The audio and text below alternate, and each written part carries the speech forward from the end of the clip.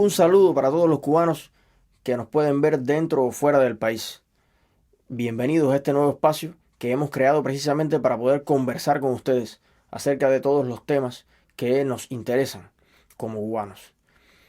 Queremos comenzar enviando saludos a nuestros amigos que con sus proyectos nos han mantenido bastante ocupados en estos últimos días.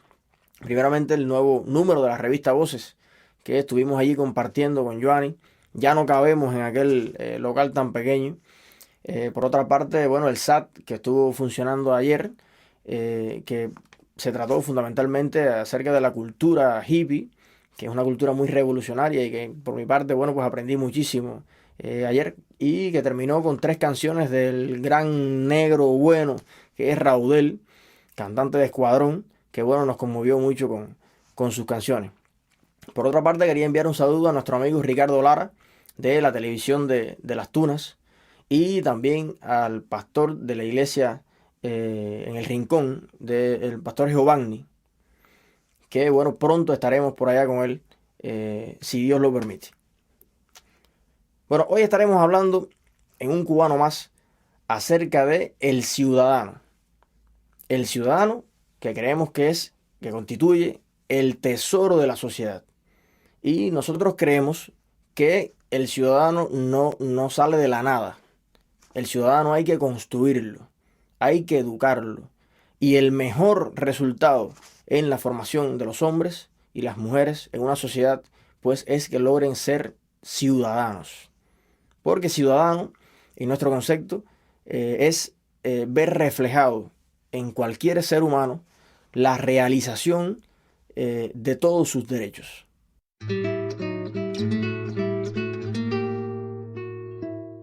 Asistiendo en los días anteriores a todos estos espacios, Voces, SAT, pues bueno, me venía a la mente una reflexión, ¿no? Y también comparándolo con otras etapas en las que he vivido de pionero, en la FEU, y es una cosa muy curiosa. Estos espacios se llenan de personas y nadie les pone un transporte, nadie hace una reunión para decirles, caballero, debemos ir allí por conciencia. O sea, no se hace absolutamente más nada que una convocatoria y la gente asiste porque así lo desea. Sin embargo, para las cosas que otros organizan y hacen muchísimas reuniones y presionan por el trabajo, por las organizaciones, por todas partes, pues resulta que la gente al final no quiere ir.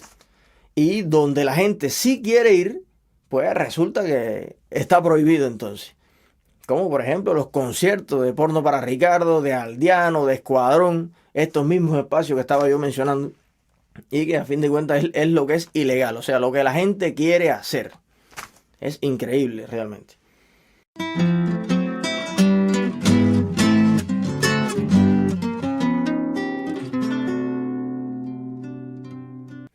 Nosotros creemos que los ciudadanos deben educarse en la cultura de la libertad, no en la cultura del miedo, que tanto lo vemos reflejado día a día en las actitudes de todas las personas que nos rodean. Si el niño desde que empieza a captar reflejos, a tener referencias del comportamiento ante la vida, de las personas que están a su alrededor, y el maestro le dice, calla, que es mejor. El padre le dice, calla, que así es mejor. El vecino pues hace lo mismo. ¿Qué usted creen que hará este niño durante toda su vida? Que no sea callar. ¿Y eso es realmente saludable para nuestra sociedad? Nosotros creemos que no. Y que los niños deben saber desde muy tempranas edades que tienen derechos como niños y que tendrán derechos como adultos y como ciudadanos en nuestra sociedad.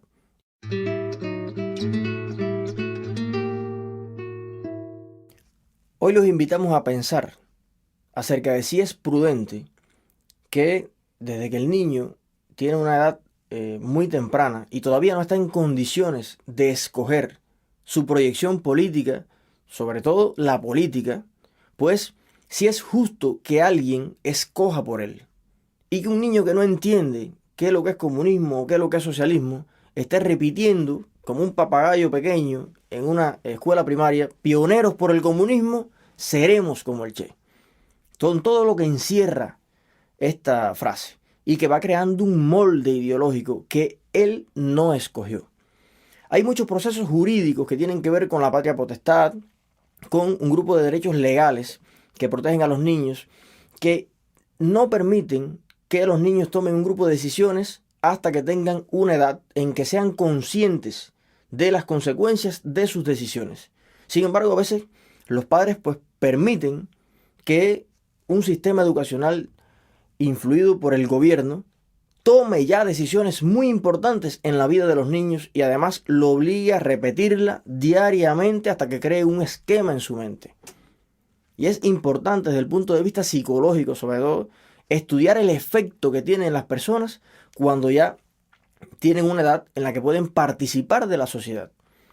Y es mediante este mecanismo de reloj ajustado que yo creo que ha tenido resultado el lograr por parte del gobierno una cultura del miedo.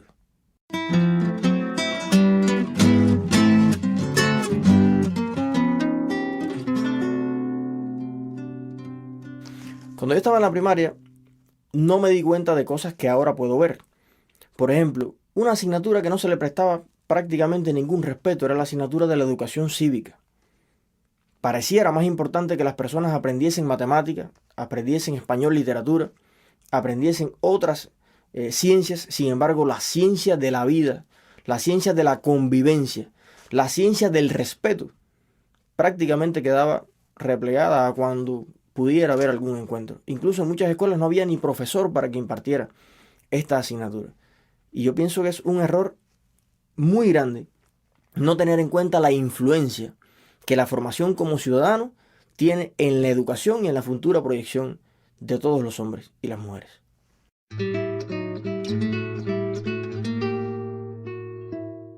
Con este esquema educacional, llegamos entonces a adultos sin saber cuál es nuestro papel, nuestro rol en la sociedad, cuáles son nuestros derechos y sobre todas las cosas, no aprendemos la cultura del respeto.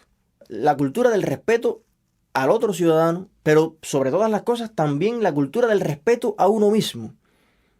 Porque la principal muestra de cultura del respeto al ciudadano que puede tener una persona es saber tomar sus propias decisiones, saber tomar las riendas de su vida, asumiendo responsablemente las consecuencias de esas decisiones.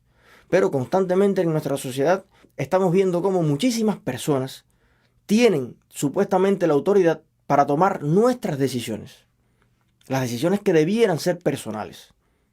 Ya se nos dice en qué escuela y bajo qué programas debemos estudiar todos.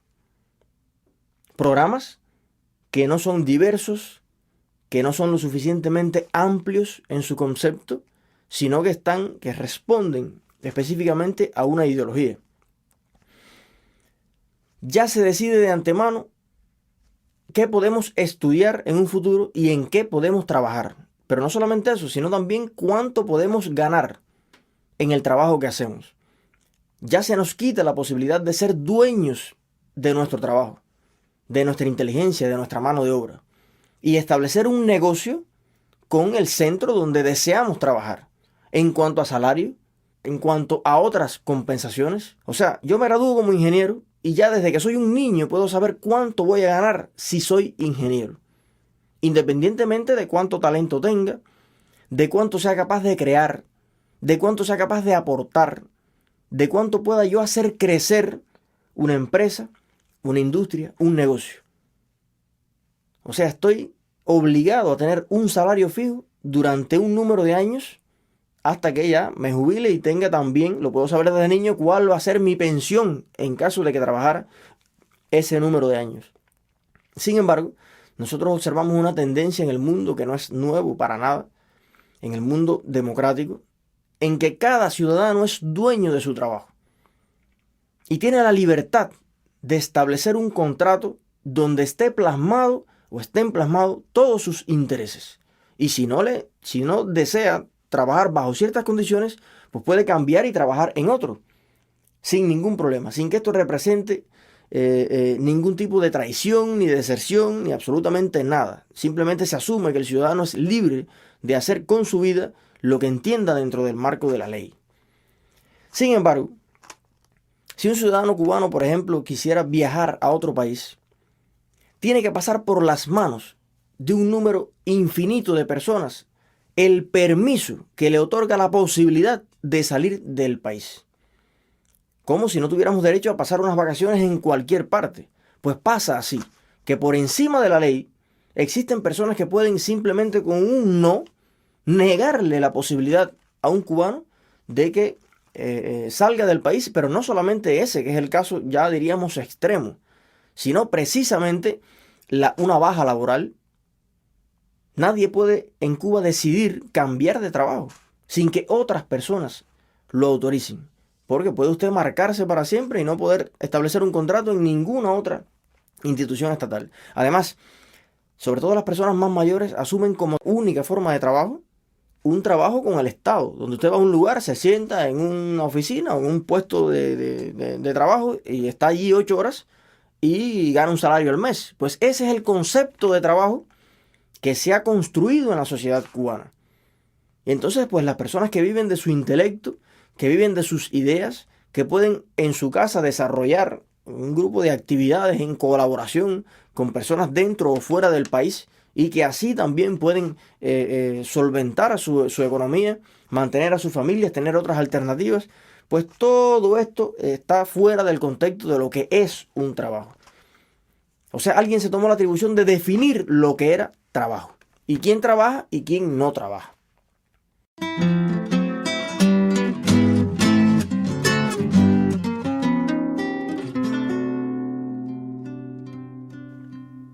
Los gobiernos, y este gobierno en específico, debe acabar de entender de una vez que el ciudadano no es un material con el cual experimentar todo lo que se le ocurre. Porque la vida de miles de jóvenes se ha visto frustrada, se ha visto destruida, simplemente porque alguien tuvo una muy mala elección de qué debía hacer ese joven con su vida y lo metió en un proyecto de esto que se le ocurre a alguien en un momento y van miles de cubanos, miles de jóvenes, miles de hijos del pueblo, basados en una confianza ciega, a formar parte de un proyecto que el día de mañana hay otras cosas más importantes y ya ni siquiera se habla tanto de eso. Y pues la gente ocupó muchos años a veces su tiempo en una formación que no le sirve de nada. Y que lo que fue un día, lo principal, pues ya al otro día es algo secundario o más allá incluso. Y así pudiéramos mencionar muchos proyectos que se han llevado a cabo en los últimos años y durante toda la revolución y que han terminado en el fracaso. Pero sobre todo, de lo que habla el gobierno cuando más puede ser del fracaso del programa, que ya sería una cosa muy rara, ¿no? Que asumiera ese fracaso. Pero el fracaso más importante no es ese. El fracaso más importante es el fracaso de cada persona. El fracaso individual. El fracaso del ser humano. El fracaso del ciudadano. Que entonces usted tiene en una sociedad una cantidad infinita de fuerza de trabajo no conforme con lo que está haciendo. Que no ha logrado lo que quiere. Que no hace lo que le gusta. Que no desarrolla ni crea nada porque no está incentivado. Porque ya está en el tema de sobrevivir de alguna forma. Y muchos de ellos, por supuesto, haciendo cosas inimaginables, que no tienen nada que ver con aquella gran convocatoria que se les hizo un día. Y luego, pues ni siquiera se habló más de eso. Sin contar las enormes, millonarias pérdidas de recursos que se invierten en estos grandes proyectos y programas. Que nadie, bueno, ahora ya la gente se lo piensa con un poquito de más calma, ¿no? Pero durante muchos años, y es una cosa realmente triste, se depositó una confianza ciega en este tipo de convocatorias, en este tipo de cosas.